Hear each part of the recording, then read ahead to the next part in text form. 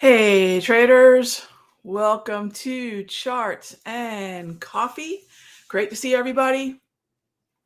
Happy Friday. All right, so, I guess it depends on where we're looking. This morning, I was looking at the markets going into the Asian session close this morning, which would have been about 4 a.m. Eastern. And shortly after the Asian market close, especially in the Dow, so here's your Asian market close right here. And shortly after that close, wow, we've seen really a pretty dramatic move. Now, the first thing is, are we seeing it across multiple markets? The fact is, we're not. Tech is probably going to be fine if we see that whole work from home, COVID lockdown. Definitely not the narrative we want to hear, but it's very likely we're going to see that. Tech will be far more resilient, and that overall it's the Dow and even the S&P that are going to take it on the chin. One of the trends that is kind of interesting right now, and not something that I'm really pleased about in terms of the weakness, but that's financials right now. I'm not saying we're seeing rotation, but if rotation is typically something quite strong, seeing profit taking in a more sustained pullback as something else, which was a laggard, is benefiting now from newfound money and attention. I wouldn't call this rotation in that regard, but I am looking at two of the sectors that have been the best to trade in terms of following the trend for the better part of a month and a half, 2 months, as we kind of close in on the end of November. And these two, which have been exceedingly good to me personally in terms of sticking with that trend, these are rolling over. So I know on a day like today, it's just going to be having to sit through a more sustained or more pronounced retracement, and then start to ask myself, what does this really mean to the trend? And if I know that trends typically want to continue, not reverse, and that a retracement and a reversal, yes, it might be a squiggly line between the two, but they're not the same. What I would say then is stick with the paper cut levels, don't presume a reversal, and remember that if the narrative is lockdown again, we kind of have the playbook for that. We just need to see that those corners of the market are responding in kind. So you can see what happened to crude here. And I will say this is not, and this is where news and trends will butt heads. Is there anything in terms of the trend that's been carrying crude oil higher that has unraveled? Actually, no. It's news now, and as we see the lockdown narrative talked about and actually happening in certain corners of the world, the presumption is we're going to see less demand for crude. And so that's what we're seeing here on crude oil. So these are things that I don't think you can plan for. Clearly, to have been short, say the last 4 to 6 weeks, waiting for news like this would not have been necessarily profitable because of just how much the market continued to climb. But on the flip side of that, this is why we have stops.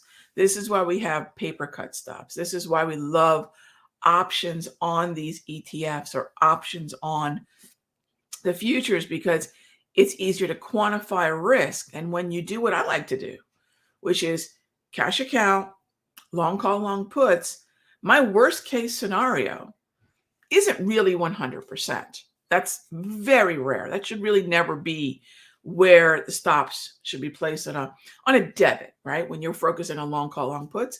But, worst case scenarios usually are maybe 50, 60%.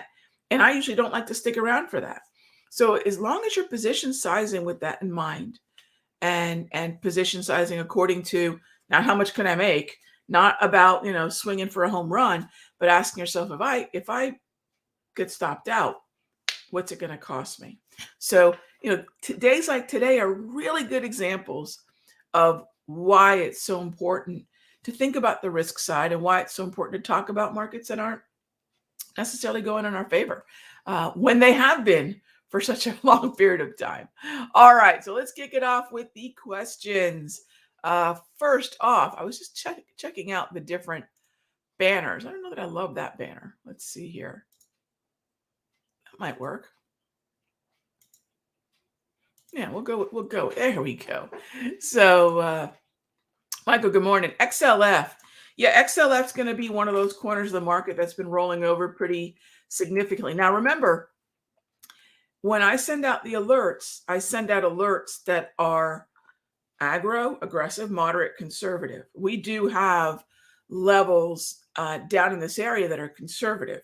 And I think we're going to open below those actually. However, having said that, remember the risk, right? Remember the risk from each level. And I think it's really important when you scale in, when you're open to scaling in. And our conservative trigger was, what was it, 30, like 39, 35. So when you scale in, remember 39, 35, we're not even really looking at a full 50 cents of heat in terms of the underlying quite yet. Who knows how the day is going to progress. But remember that if the aggro has lost that premium threshold, cut that number of contracts loose. Moderate, ditto. So you might end up at some point in your trade where all you're left with is moderate and conservative, or just conservative. And that is okay. I treat each level as an independent risk scenario, because think of it this way. The way that I teach you all to scale in, each level, each trigger has its own price for the option, which means I'm not managing an aggro the way I would conservative, because the cost basis was different, sometimes dramatically different. So that's what's going on XLF. As far as XLE, well, remember, you're going to see crude oil get whack-a-mole as these shutdown narratives persist. And as great as these markets have been to us now for, like I said, the better part of almost 2 months, they're going to get hit harder because the touchstone market for energy stocks is crude. So that's the risk. Now, was this something that, again, in the context of the overall movement higher, I will always remember this. And we had a video on, I think it was Wednesday. Yeah. Where I talked about how do we manage trades that don't go in our favor? And I think it's really important to emphasize. And if you want to catch that video, it's at the Simpler Trading YouTube channel. I believe it was Wednesday's free video. Remember, we're not talking about a chasm of risk from here or here. We don't buy higher highs, right? We're buying pullbacks. So as the market pulls back to here or here or here, or, wherever that our levels are, that's, where we're looking at a certain percentage of risk. Our cost basis is lower on the pullback as opposed to the momentum higher. And so one of the easiest ways to reduce risk is reduce cost. And so it's not, today is not about, oh my gosh, what's the narrative, or oh my gosh, where's the buy? Today is a day where we look at the corner of the market that is the least fun. It's probably the corner of the market that we like to think about the least. But that is, how am I managing my paper cuts? The market's not out to get me. The market, none of this is personal. If you all haven't read a great book and you want a great one for, gosh, this time of year is so perfect for this. It's Don Miguel Ruiz, The Four Agreements. That's been a book that I remember I bought for my mom and I probably over 20 years ago now. It's a classic, and probably one of the most gifted books that my mom and I, my mom loves to give books away, so do I, that we give. And if you haven't read it, read it. And it's so important because it works for traders too. Do your best. And my other favorite is, it's not personal. It's never personal. So the more that I can remember, this market's not out to get me. Did I do my best? And then I take my paper cut. And paper cuts are so important because the damage done to the account is minimal. And psychologically, the damage done to our trading mind is also minimal. It's so important. So I hope that helps. And so, yes, it's not about, I'm not really going to be thinking opportunistically today because I don't know what shenanigans are going to unfold over the weekend. Monday, we can see Sunday evening, we can see what kind of mood this market is in. Remember, we're going into a holiday weekend in the US. So I don't mind being a little bit more patient here in the next few days. I think that when I look back, and I have to do this too, I look back on September trading, even August, September, and most of October, it's actually been a really good run. And so it's so easy to get down on ourselves when most recent trades haven't worked out, and forgetting that the last 60 to 90 days were pretty steady climbs in our P&L. We had losses, of course, but overall the trajectory was pretty decent. So now I got to ask myself, is it okay to sit maybe flat or with fewer positions for another week or so? Absolutely. Absolutely. Be comfortable with saying, I'm not sure what happens next, and I'm not sure I want to put my capital in harm's way while we're sorting that out. Okay. So I'm not saying that these may not look good on pullbacks. The level that I'm going to tell y'all to watch for the most part is probably the 55 exponential, but don't feel that this sell-off may be done. If we get more of this narrative ramping up over the weekend, what Sunday's open and Monday's action is going to look like. So I don't mind keeping a more defensive approach today. Take the paper cut, free up the capital, free up the mental capital, and go for there. Now, not everything's getting stopped out. I tend to kind of focus on the risk. I like talking about days that I get stopped out a whole lot more than when I hit my profit targets. Why? Well, one, luckily, for every 10 trades I take, my win rate's somewhere between 60 and 70%, usually closer to 70. The other thing is losses and learning to take them is how and when you turn the corner as a trader. Taking profits, let's face it, that's easy. Where the wheels fall off the wagon is the part of the conversation that nobody likes to talk about. Traders lose. Of course, I don't believe in a 50% win rate because that's really no better than flipping a coin. I think we have tools and strategies that give us a better edge. But I think a 60 to 70% win rate is pretty good. I will tell you this, way above 70, not good. You can have too high a win rate, believe it or not, because that has something to do with targets and entries and risk. But not everything's falling apart. And actually, some of this weakness is leading into our more conservative zones. I just want to emphasize, it's okay to put your risk, kind of put your risk covering hat on and say, look, today's not necessarily a day for opportunity, but rather just sort of cleaning up the book of trades. Uranium's looking pretty okay. Yeah, we have exposure to uranium. Andrew, I like it. It's been in the zone, and we like the buy. Double green in the wave. You know how I roll. That works for me. What's a good broker that lets you trade on margin? Sweetness, I don't trade options on margin really much at all. What I would say is, gosh, I mean, I don't have a favorite, but we have Thinkorswim, Tastyworks, TradeStation. Some of when it comes to futures, you've got to trade on margin, of course. Infinity, TradeStation, and then I don't trade options on margin, hardly ever. I do have an option margin account, but I hardly ever use it. So, and when it comes to futures, you've got to trade on margin. But it's the same brokers that I think we talk about a lot here in the Simpler community. And then the cool thing is when you're in the community, you can ask your fellow traders and say, who are you trading through? And do you like it? Do you like the fills? Do you like the platform? Do they have an online and mobile app? So that's what's so cool about having the community, because this way you can ask other traders, hey, how are you making out with this broker? Do you like them? Do you not like them? One of the things I will say is don't feel the need to have one broker take care of everything for you. In other words, some brokers have better charts. Other brokers have better order entry interface. Some brokers work with TradingView that I love to use. I can plug my TradeStation account into TradingView, get the data feed from there. Some brokers have great online apps. Maybe that's important. So it's definitely not one size fits all. UNG, is it over?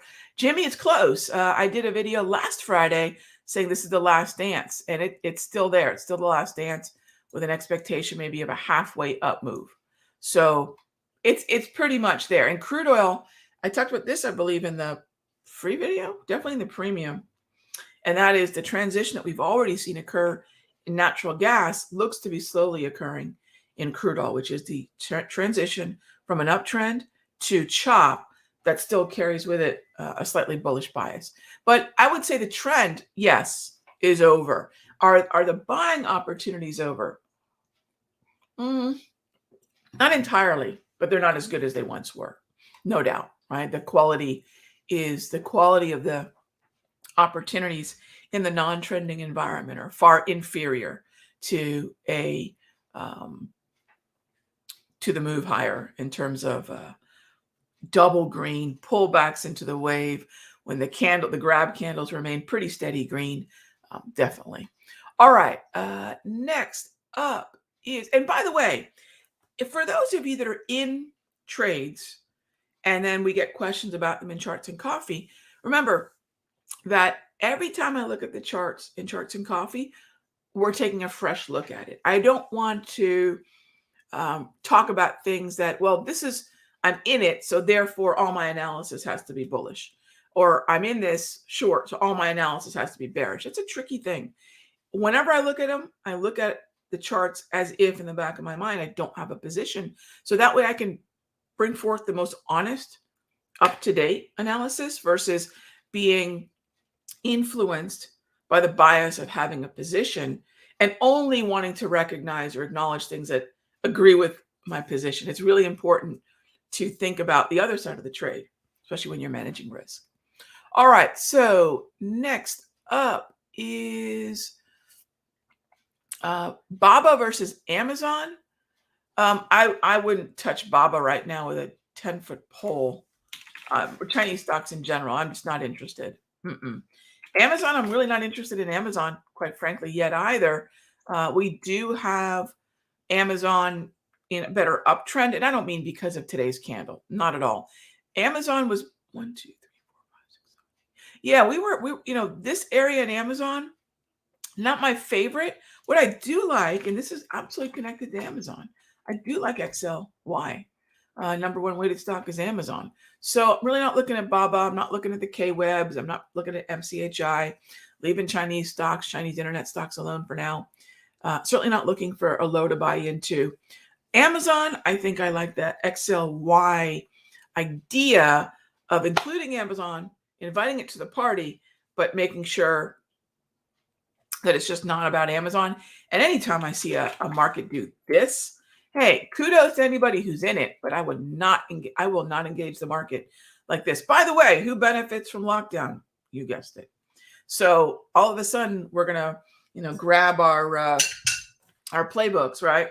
Start cracking open our playbooks and say, okay, when was the work from home? Which ones did I play? And we start thinking about the previous setups we had when this narrative swung back around to, unfortunately, lockdown. Yeah. So that's where I won't chase this higher. Yeah. The setups were probably pretty valid through 11, 10, 11, even November 12, but I won't chase it higher. All right. Next up is, what was the name of the book? The 4 Agreements by Don Miguel Ruiz. And let's see. I really enjoyed the 3 questions too. I have the down there in my bookshelf. I'm looking at it. The 3 questions I actually enjoyed as well. Yeah. So, but the 4 Agreements was the first one. I will tell you, his son. Now, someone said, "Okay, Rock, pick your favorite." I actually like the 5th agreement. The 5th. His son wrote the 5th agreement about discerning, trust, and discerning, and he recapped the first 4. And maybe it's a difference in age, but I really liked the way that his son recapped the first 4 and added the 5th. So I'd have to say my favorite, even though the 4th agreement was the first one, I'd have to say my favorite is the 5th agreement. So check them out. You can't go wrong with any of them. All right. So next up is, um, hang on here, gang. Let me catch it up. Oh, we're just about out of time. Um, do I like KRE? KRE has been a better performer than XLF. So yes, you want to stay opportunistic somewhere. We're looking at a pre-market 72.77 on KRE, which puts it below the 21 EMA. There could be an aggro setup waiting here. So my folks in live trading, my folks in the mastery, yeah, we're going to look at an aggro level in KRE. KRE has been outstanding to us. I mean, we've been in KRE since back in here. So yeah, you bet I'm going to be looking at KRE. But remember, XLF has been struggling. That's your financials. But remember, KRE is weighted in a completely different way than XLF in terms of the individual stocks within it and the composition. It's not a high concentration weighted ETF. So Don, awesome. Yes, it is 1000% on the radar. All right. So then next up is, XLF and XOP. Is it dead money? No, it's money that's transitioning from a trend to chop. XOP is another one that's on my radar today. So when I look at, hang on, I got my little journal that I like to write in. So I put a number of stocks, and so what I'm looking at are names that are pulling back in this weakness where we aren't seeing sort of the trend, the structure crumbling. So yeah, those are two of them. But again, I'll probably go in, if at all, definitely on the radar. Maybe it's a Monday trade, or we'll go very small aggro position sizing. I don't think it's dead money. I just think it's pulling back. But remember, we want to stick with the trend that was. So it's either flat, don't do anything, or maybe very cautiously, very prudently long. And so I like KRE better than XLF, and I do like XOP better than OIH, and maybe even going forward, mildly better than XLE. Now, one of the reasons KRE and XOP are so different from sort of their cousins, if you will, like XLE to XOP or XLF to KRE, is both of these stocks are not high concentration weighted. So all of a sudden, if we're seeing a lot of volatility, it might make a lot of sense. We'll be talking about this today from 3 to 4 o'clock when I kind of wind the week down for the closing session. So we're going to talk about non-high concentration weighted ETFs in an environment like this. And it does make a difference. You'll notice that XOP is, relatively speaking, more stable than XLE. You'll notice KRE, relatively more stable than XLF. Hope that helps. All right. And as always, thank you for joining for Charts and Coffee each and every morning, 9 a.m., 9:20, right here on the Simpler Trading YouTube channel. I do believe we're going to start releasing this in podcast format sometime either later this year or early next. So, heads up, we'll be expanding a lot of what we're doing here with Charts and Coffee. And this has been a little pet project of mine. I'm really passionate about it. And I'm so thankful that you all have been as receptive and just such a great part of our caffeinate and dominate community. So we need some swag for Charts and Coffee next year. Maybe. All right. Be good to each other. Check out the 4 agreements or the 5th agreement. You will not be disappointed. Have a terrific weekend. I'll see some of you for the close today. Be good to each other. Have a terrific weekend. And I'll see you on Monday.